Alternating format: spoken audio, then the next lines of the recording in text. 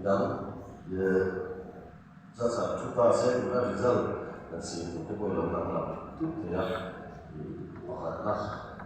le pati na ti sia na ni chu na pati na pati na ko mai ni ka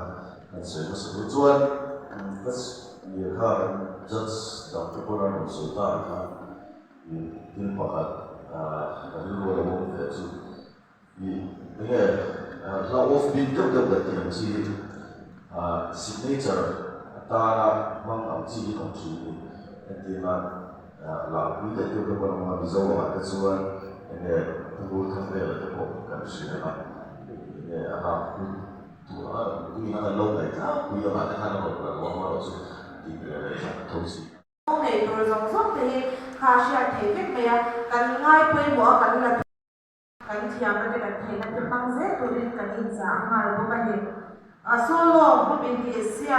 result dù hết dạng hình thì bà hạt nam cho nó group Hagaya group